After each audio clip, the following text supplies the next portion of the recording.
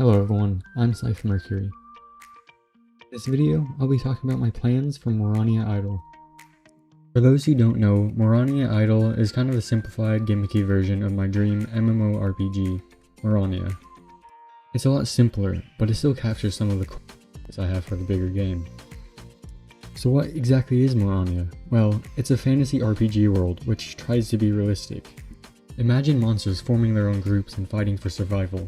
Battles that depend more on your own skill than just grinding out stats, and where what you do in the world affects the future of this world. For example, sure, diamond might be tougher than iron, but have you ever tried to fight in a full suit of it? It'd be heavy, expensive, and probably slow you down way too much.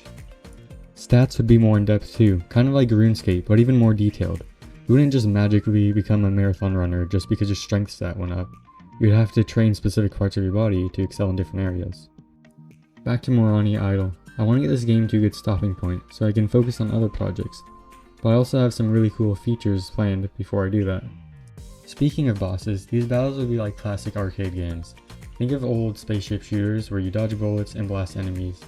Your equipment and stats would also play a factor.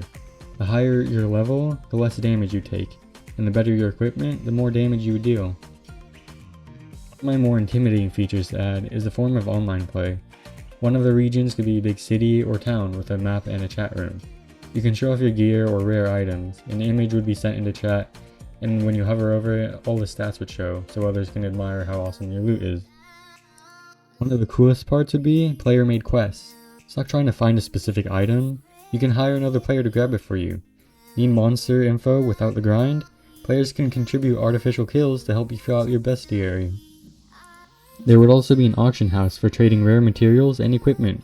This stuff could even tie back to the real-time Morania MMORPG someday, letting idle players interact with the bigger game in cool ways. Balancing everything might be tricky, but even just showing off and comparing gears across the two games would be awesome. The last big feature I've planned is the rebirth system. Once you conquer the final challenge, whatever that may be, you can choose to be reborn in a tougher world. Things would start out slower, but you'd progress much faster this time around. So that's the roadmap for Morania Idle, regions, boss fights, online features, and rebirth. Those are the big things left to tackle. There will be smaller updates along the way too, and I definitely plan on keeping this game going for a while.